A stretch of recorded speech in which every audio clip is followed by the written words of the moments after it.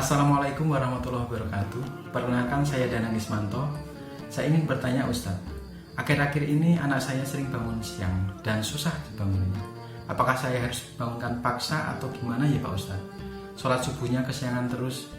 Kalau saya biarkan, dosa nggak ya? Terima kasih Pak Ustadz. Waalaikumsalam warahmatullahi wabarakatuh. Nah, saat gimana nih problematika ibu-ibu nih biasanya nih? Berkaitan ini Rasulullah menginformasikan, ajari anakmu sholat 7 tahun. Sudah diajar tuh sholat, bacaannya, gerakan-gerakannya, wudhunya, cara pakaiannya, menutup auratnya, itu sudah diajari. Ya. Kemudian lanjut, hadis berkaitan dengan mendidik anak tentang sholat, kata Nabi, 10 tahun masih tidak mau sholat, pukul.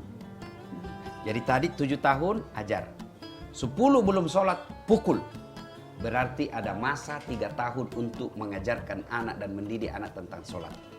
Nah, kalau anak kita belum balik, seperti anak saya Ece, usianya baru 6 tahun lebih, maka dia tetap wajib sholat. Tetap. Untuk apa? Mendidiknya. Nah, bagaimana? Dia kan susah bangun. Ya. Nah, awal-awal memang sulit. Awal sangat sulit. Nah, cara saya bujuk. Cara bujuknya itu kan, saya ambil air. Orang kalau tidur usap matanya, mukanya air, pasti kerasa. Sambil berdoa. Bismillahirrahmanirrahim. Allahumma rabbi hamdina sholihin. Usap wajahnya, bujuk. Kemudian masih juga agak sulit, langsung saya gendong. Gendong, bawa ke tempat. Tentu kalau dia sholat, kasih hadiah. Nak, nanti saya belikan ini ya. Beli ini, iya, tapi harus rajin sholat. Nah, ketika saya pergi dakwah seperti ini, ibunya punya tanggung jawab foto dan video sholat. Misal satu ketika dia main, tidak sholat duhur Ustaz, si Ece, sekarang sudah asar, maka dia harus tetap sholat. Sudah lewat waktu duhur, sholatnya bukan untuk melaksanakan rukun Islamnya, menunaikan ibadah sholat, melugur kewajibannya, tapi melatihnya dia bahwa sehari kau harus sholat 5 kali sehari semalam. Ya, mau terlambat dia bangunnya jam 8, harus tetap sholat subuh. Bahkan pernah sudah waktu asar baru saya dikasih tahu, kok enggak ada fotonya masuk videonya, bagaimana sholat subuhnya? Tadi subuh kau saya telepon, pergi sholat sekarang. Sholat sekarang, dia pergi sholat. Berapa? 2 rakaat. Mendidik dan melatihnya bahwa sholat ini tidak boleh ditinggalkan dalam keadaan apapun. Meskipun sudah lewat, laksanakan.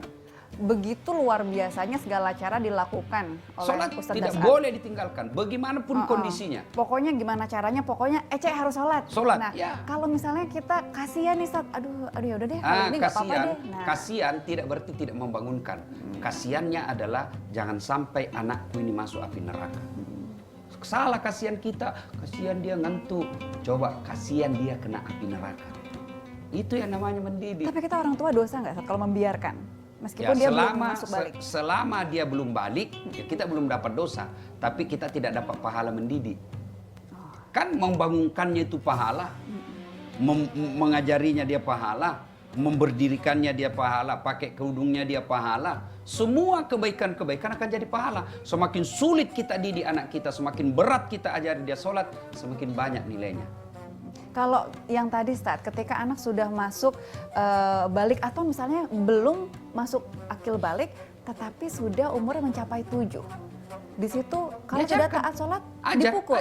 Enggak, pemukulannya itu di usia 10 tahun. Kalau berdasarkan konsep Nabi. 10 tahun. 7 tahun ajari ini mulai dari rakaat, bacaannya, cara wudhunya, ya, dijelaskan. Sudah 10 tahun dia belum sholat juga, sudah boleh dipukul. Memukul tidak berarti menyentuhkan fisiknya barang kayu misalnya, tidak. Memukul hatinya, misal memukul dengan hadiahnya. Hari ini tidak dapat uang belanja karena terlambat sholat subuh. Itu hukuman juga buat dia. Mainan saya masukkan gudang, tidak boleh dipakai selama 1 minggu. Ya, bahkan kadang-kala saya hukum anak saya, bapak tidak ajak kamu bicara selama 3 hari.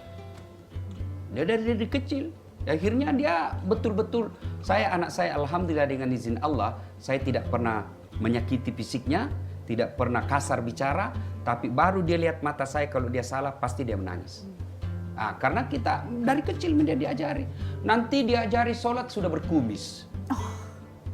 Sudah S2, kau sholat apa kata anaknya? Apa kau tahu kau Pak? Kau kita matang SD, itulah kita. Ya kan?